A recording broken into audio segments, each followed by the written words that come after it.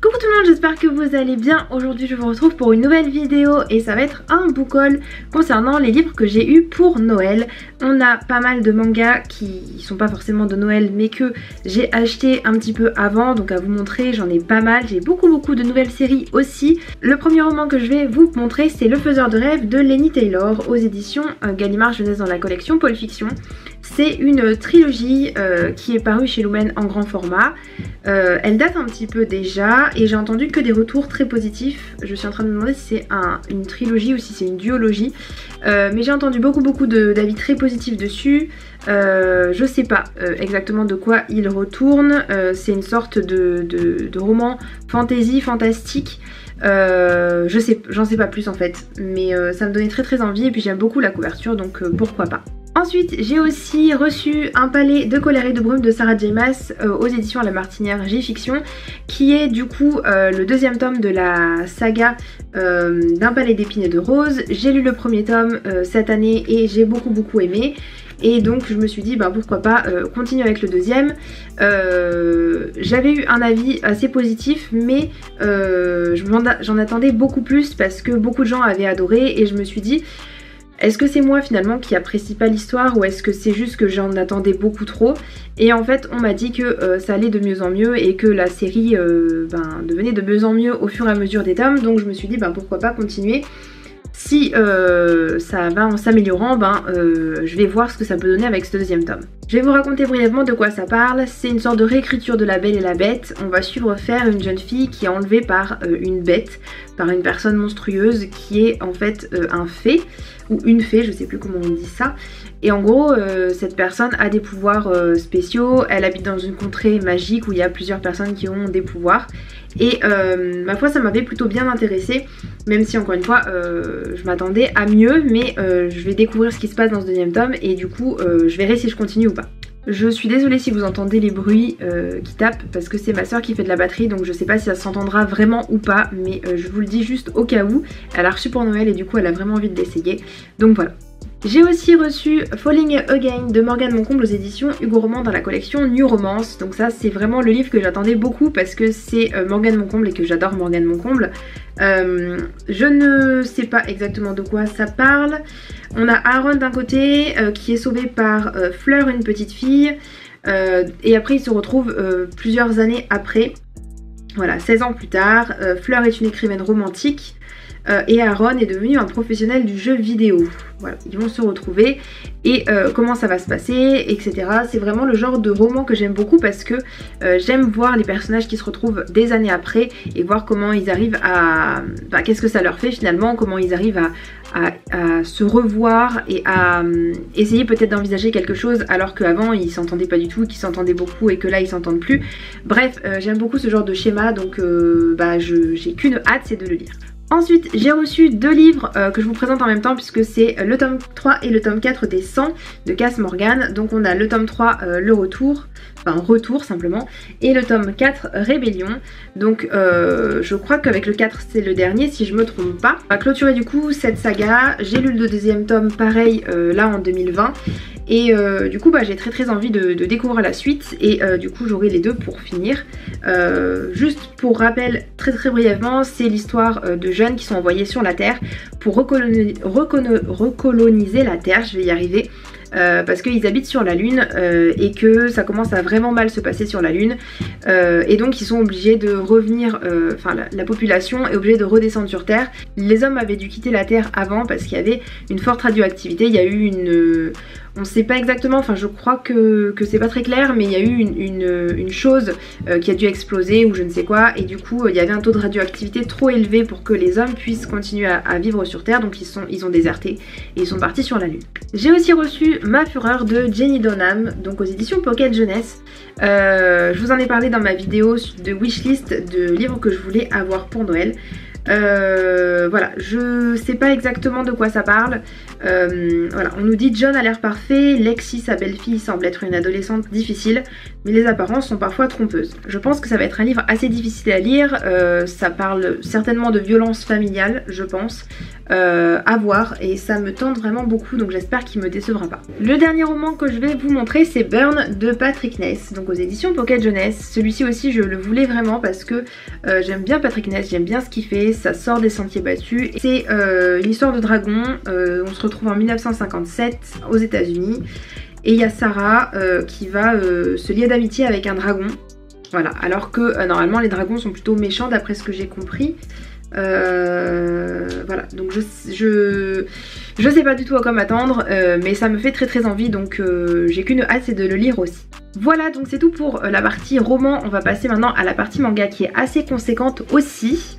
Je vais commencer par vous présenter les mangas que j'ai, on va dire, l'habitude d'acheter, ou en tout cas pour continuer mes séries. Et puis après je vous montrerai les nouveautés.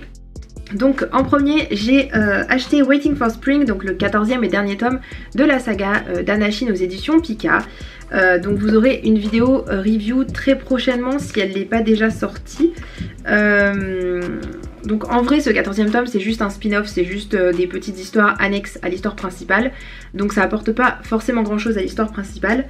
Mais c'est quand même sympa d'avoir des petits compléments sur les autres personnages notamment qu'on voit assez souvent mais dont on ne sait que très peu de choses finalement.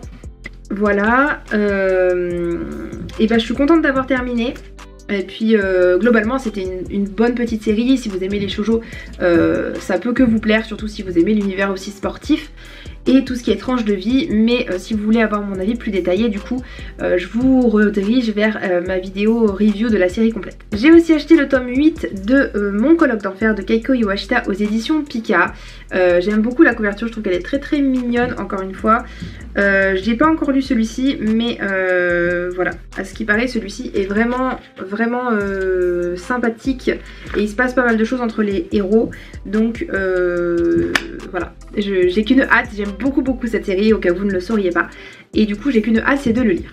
J'ai acheté aussi le tome 4 de Don't Fake Your Smile de Kotomi Aoki aux éditions Akata. Celui-ci, je l'ai déjà lu. Cette série, c'est un petit bijou. J'adore cette série. Du coup, on a des personnages qui sont... Enfin, un personnage en l'occurrence qui est homosexuel et qui est amoureux d'un garçon. Et du coup, il y a une sorte de petit trio qui s'est formé avec une fille, et en fait le garçon aime la fille et le gars du coup qui est gay aime le garçon, et mais il lui a pas avoué, enfin bref, du coup c'est un petit peu compliqué. J'ai aussi acheté le tome 11 de Banane à tout prix de Nagamu Nanaji aux éditions Kana. C'est une petite série toute mignonne aussi ici.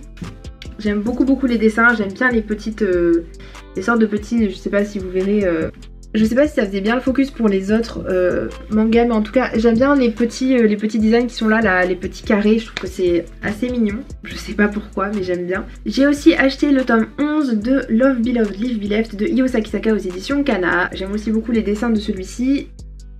Voilà, et ben j'espère que les deux zigotos là qu'on a, Akari et Kazuomi, vont peut-être se mettre ensemble un jour ou l'autre. Donc voilà, j'aimerais bien que ça avance un petit peu de leur côté, parce que notre duo principal, Ryo et comment s'appelle-t-elle, et la petite Yuna je crois, sont ensemble depuis quand même pas mal de temps, et donc j'aimerais bien voir l'autre couple se mettre aussi ensemble. On va passer maintenant au manga que j'ai commencé, aux séries que j'ai commencé. Donc d'abord j'ai Switch Me On de Kujira aux éditions Akata. Donc vous avez déjà normalement la vidéo présentation de celui-ci. Là on suit une jeune fille qui s'appelle Koyori, qui vient d'être larguée, ou en tout cas qui a largué son copain parce que tout simplement il la trompe depuis plusieurs mois avec une autre femme.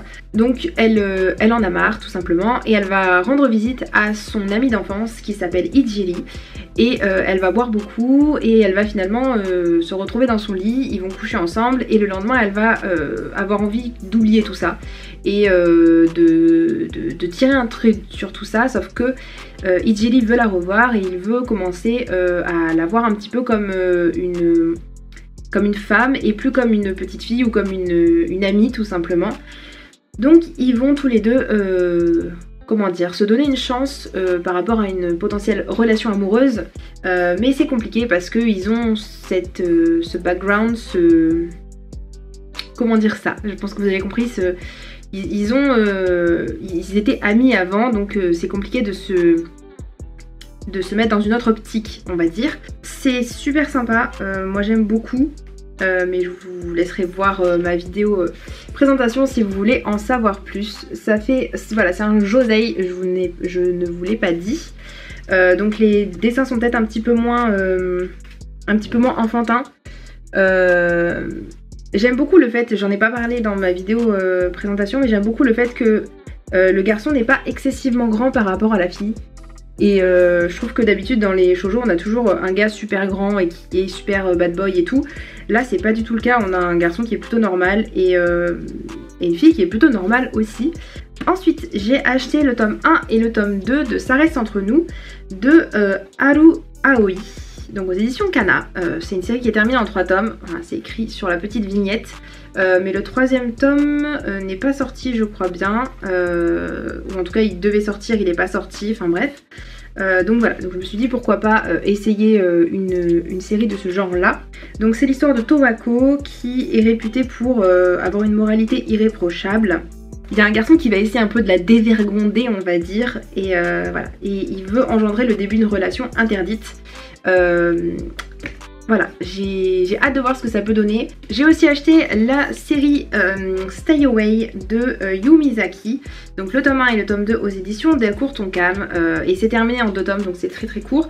Donc c'est l'histoire de Ritsu qui est une jeune fille qui a perdu son petit ami dans un accident. Et Auguste, le dieu du temps, lui dit qu'il est possible qu'elle revienne 3 ans avant l'accident. Et le seul moyen pour elle de sauver son petit copain, c'est de ne pas sortir avec lui. Et voilà, donc est-ce qu'elle va réussir à faire ça ou pas, ou est-ce qu'elle va trop l'aimer et continuer quand même malgré le fait qu'il va mourir. Voilà, je ne sais pas. En tout cas c'est très court, 2 tomes, donc je pense pas que l'histoire soit folle en soi, mais je me suis dit ben pourquoi pas, et c'est quelque chose d'un petit peu fantastique qui change de ce que je peux lire d'habitude. Ensuite j'ai aussi acheté le 1er tome, Le jeu de la mort de Sora aux éditions Delcourt Tonkam, encore une fois. Là on suit une jeune fille qui s'appelle Mikoto qui se retrouve sur le toit du lycée et elle est prête à se suicider parce que il y a un garçon à qui elle a fait sa déclaration d'amour qui l'a rejetée. Et le souci c'est pas tant qu'elle a été rejetée, mais c'est qu'elle a pas envie que ce garçon là subisse des moqueries etc. Et elle a pas envie que les gens la regardent un peu de travers, enfin déjà qu'elle est un petit peu bizarre en fait cette fille et qu'elle a pas vraiment d'amis. Voilà, elle préfère mettre fin à son existence. Elle va être sauvée par un professeur de physique, son professeur de physique, qui va la trouver et qui va réussir à la dissuader de sauter. Sauf que en fait Mikoto va continuer à avoir toujours cette envie de suicide, ou en tout cas va penser à l'acte, et il va y avoir ce prof qui va surgir un peu de nulle part et qui va toujours réussir à lui dire les bonnes paroles et à lui faire penser à autre chose et à la sauver en quelque sorte. C'est un livre que j'ai déjà lu, je vous ferai une vidéo présentation dessus. Et le dernier manga, c'est moi aussi de Reiko Momochi aux éditions Akata. C'est une série qui doit être assez courte, je crois peut-être en 5 tomes, quelque chose comme ça. Celui-ci je ne l'ai pas encore lu donc je ne peux pas vous dire ce que j'en ai pensé malheureusement. Mais ça va être une histoire de harcèlement sexuel avec une jeune femme qui est harcelée par quelqu'un au travail. Je ne sais pas du tout comment ça va être raconté. Je crois que cet auteur-là a déjà écrit certaines choses sur le suicide et sur le fait de se scarifier, etc. Je pense qu'elle doit savoir de quoi elle parle, ou en tout cas je pense que elle est douée pour parler de ce genre de choses-là, puisque c'est ce qu'elle fait le plus. Je vous ai pas montré d'ailleurs les dessins du précédent, je vais juste vous les remontrer. J'ai même pas montré celui-ci. Je vous ai pas montré celui-ci. Donc je vais vous remontrer vite fait parce que voilà. Mais donc on a ce genre de dessin là. Si ça veut bien faire le focus. Pour celui-ci, pour le jeu de la mort, c'était ce genre de dessin là. Il y a beaucoup de texte en fait. Et les dessins sont pas super recherchés. Il n'y a pas forcément 50 000... choses sur les planches à part les personnages finalement, mais voilà, ça va bien avec l'ambiance on va dire. Et pour le dernier, du coup, je vais y arriver. Voilà, on a ce genre de dessin là. Voilà, je pense du coup que j'ai fait le tour de tout ce que j'avais à vous montrer, ça fait pas mal. Si vous voulez me partager ce que vous avez reçu pour Noël, n'hésitez pas à le faire dans les commentaires. Et je vous dis à bientôt dans une prochaine vidéo. Ciao ciao!